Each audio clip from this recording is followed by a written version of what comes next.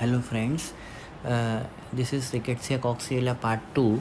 In this session we will have a look at some other rickettsial conditions. In the previous session we saw epidemic typhus, Brill-Zinsser disease and endemic typhus. That was all in the typhus fever group. Now the second group is spotted fever group. In spotted fever group there are two conditions known: Rocky Mountain spotted fever and rickettsial pox. These two examples are of spotted fever group. The spotted fever group, uh, uh, in that condition, Rocky Mountain spotted fever is a disease which is very severe. It is the most severe type of disease found in this group, and it is caused by Rickettsia rickettsii. Rickettsia rickettsii is the causative agent of Rocky Mountain spotted fever, which is the most serious illness in this group of infections. It is a zoonotic disease. The vectors for RMSF are ticks and mites. RMSF is the short form of Rocky Mountain spotted fever.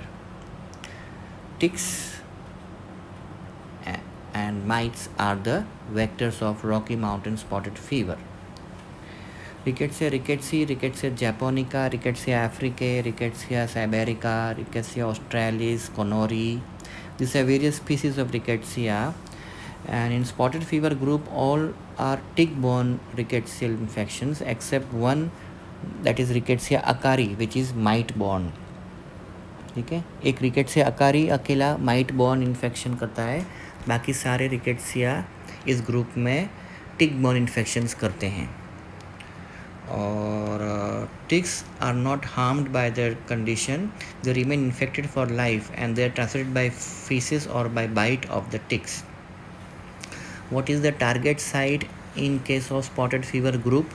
In the typhus fever group, we had seen that vascular endothelium was infected and it was leading to thrombosis and disseminated intravascular coagulation, bleeding, etc.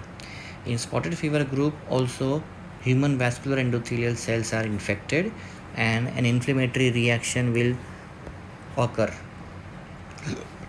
And the award goes to Rickettsia rickettsii. Award for what? Rickettsia rickettsii was the first insect transmitted bacterial pathogen to be recognized, and the disease Rocky Mountain spotted fever caused by it is the most serious type of spotted fever and the first to have been described in this group. Rocky Mountain spotted fever caused by Rickettsia rickettsii, transmitted by the exotic ticks, hard ticks. The bite is infective and the person acquires infection through the bite of the vector. In a week's time, person will develop fever, headache, muscle pain, rashes, and it is difficult to diagnose in the early stages. It can be fatal. Why it is difficult to diagnose? Because many of the patients are unaware of the tick bite, which is painless and it may go unnoticed. Rashes in case of Rocky Mountain spotted fever are typically appearing on the ankles and wrist as macules, and these macules can later on become maculopapular. They can also become hemorrhagic petechia in the center of the lesions. Rocky Mountain spotted fever, this one photograph by CDC. The spotted rash are seen on the legs of the patient. Predisposed population कौन सी है Rocky Mountain spotted fever के लिए? A Caucasian male child is the most predisposed person. Means it is more common in the males, it is more common in the Caucasian population, it is more common in children. Okay, and individuals with frequent exposure to dogs and those who live in the wooded areas or areas with high grass, they may also be at increased risk of RMSF. This is a stain preparation showing in microscopy the gymnast stain of a tick hemolymph cells infected with Rickettsia rickettsii. This pink color particles that you can see in this cell, these are Rickettsia rickettsii.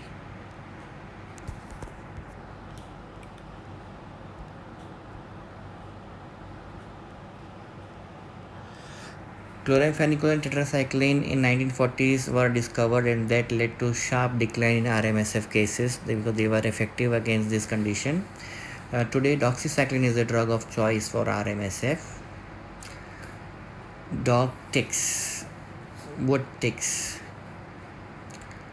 RMSF में rashes, fever, headache ये सब होता है. और you can remember it with one formula. You can prepare a formula 5T, where 1T is from spotted fever. It is in the spotted fever group. The vector is exotic ticks. The causative agent is Rickettsia rickettsii.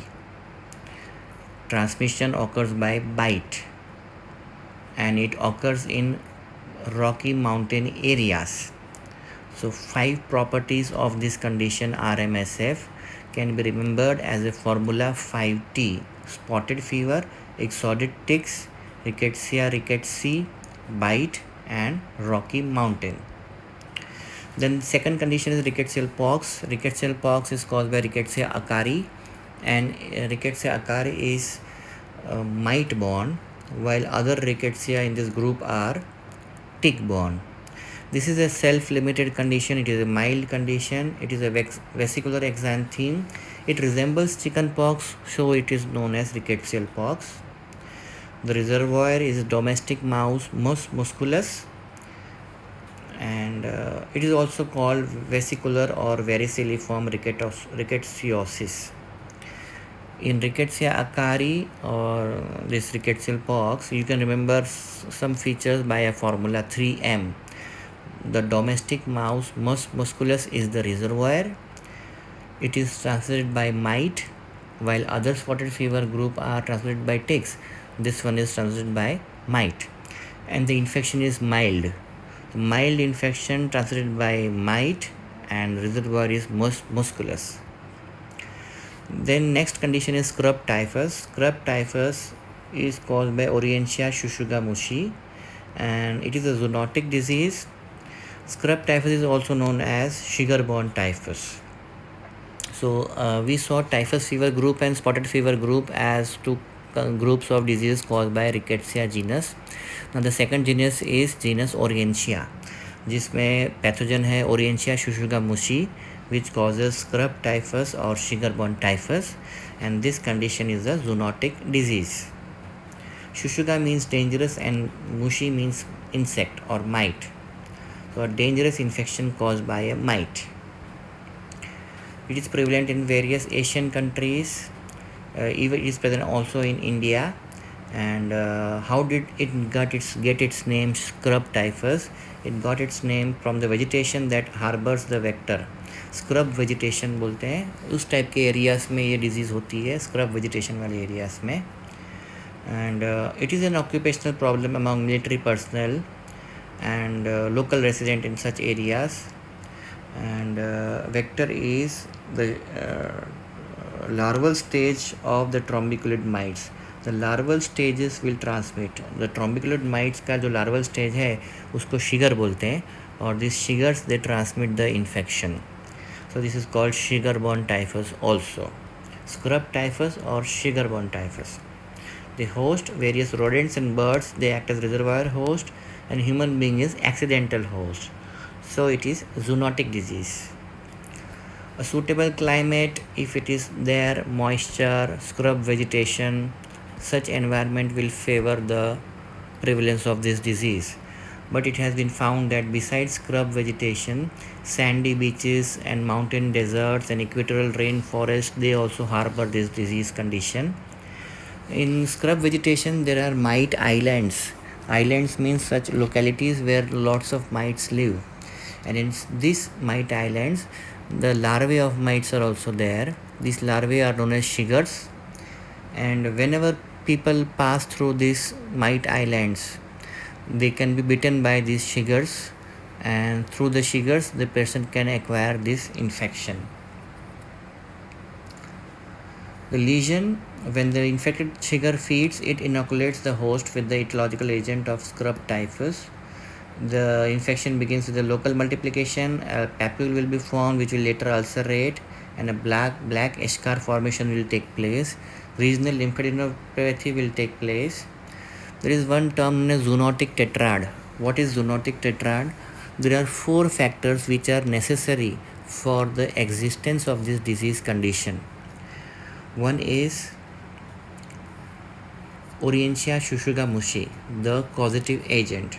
Another one is Shiggers, the larvae of the mites which act as a vector. Third is rats, that is the reservoir host. And fourth is the environmental condition, that is scrub vegetation.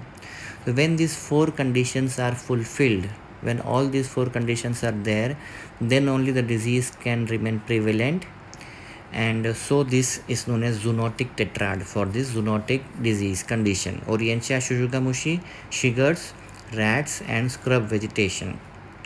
What are the clinical features? After this local lesion, eschar formation and rash formation, there can be lymphadenopathy also. There can be fever, headache, conjunctival injection, encephalitis, pneumonia in severe cases.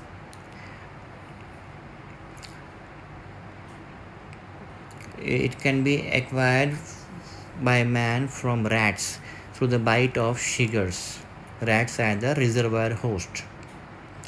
In laboratory diagnosis, Well-Felix reaction can be done. Sera are tested for agglutinants of O antigens of some protease strains, non-motile protease strains, OX19, OX2, and OXK. Will and Felix observed that there is some antigen sharing between rickettsia and protease, and hence this concept has been used as a serological test. It can be performed by 2 methods: tube test and slide test. So just a point to think, can you give an example of a serological test which occurs as a tube test and slide test both? So I know 2 examples. One is this Well-Felix test and another one is Vidal test. Even Vidal test can be performed as a slide test as well as a tube test. Alright, so Well-Felix and Vidal, 2 examples of slide test and tube test both. Various disease conditions of rickettsia show different patterns in Well-Felix reaction. Epidemic and endemic typhus may OX19 is positive and sometimes OX2. In Brill-Zinsser disease, no reaction is there. In tick-borne spotted fever, OX19 and OX2. And then in scrub typhus, OXK is positive. And false positive results can also occur in protease infections, typhoid fever, and liver diseases. Then the next genus is Ehrlichia, genus Ehrlichia. It causes ehrlichiosis. In ehrlichiosis, these bacteria, they are small gram-negative obligate intercellular bacteria. They grow in phagocytic cells within the phagosomes in mulberry-like clusters, which is called morula. So remember this point of ehrlichiosis. They occur in mulberry-like clusters called morula in the phagocytes, in the phagosomes. And 3 types of disease conditions have been identified in ehrlichiosis. First is a disease which resembles glandular fever. This disease is caused by Ehrlichia senetsu. It causes lymphoid hyperplasia and atypical lymphocytosis. Second disease condition is human monocytic ehrlichiosis caused by Ehrlichia schiffensis. It leads to leukopenia, thrombocytopenia, multisystem involvement, and it can be fatal. The third disease condition is human granulocytic ehrlichiosis. It is caused by Ehrlichia equi, and doxycycline is the treatment of choice for ehrlichiosis. The next disease condition is Q fever. Q fever caused by Coxiella burnetii. Now, Coxiella burnetii was earlier grouped in rickettsia, but since it has some features different, it has been grouped separately now. And why it is called Q fever? Because when initially this fever was identified, it was not known how it is caused or who causes this infection. So it was called query fever. And from that query fever, it got the name Q fever. The causative agent Coxiella burnetii. Q fever is an acute febrile illness that occurs worldwide. Reservoirs are cattle, sheep, and goats. It can be transmitted by multiple routes, by the urine, feces, milk, and especially by the birth products of the animal. In clinical features, human beings can acquire the infection by various routes. Incubation period is 20 days. Jitna severe headache, fever, chills, fatigue, and myalgia can occur. Rash rarely occurs in Q fever. How Q fever got its name? Because it was known as query fever, because it was initially its properties were not known. Morphologically, they are gram negative, small, cocobacillary forms. They are highly pleomorphic. Humans can acquire Q fever by multiple routes: drinking milk of the sick animals, by tending cattle, by inhaling the dust infected with straw, wool, or mats contaminated by the rickettsia, by slaughter and meat handling, and by bite of an infected tick, rarely. So just remember here that there are some disease conditions which have just one route of entry. There will be some disease conditions which have multiple routes of transmission, and this condition known as Q fever, it really has multiple routes of transmission, whether it's drinking milk, tending cattle, inhaling dust, and slaughter and meat handling.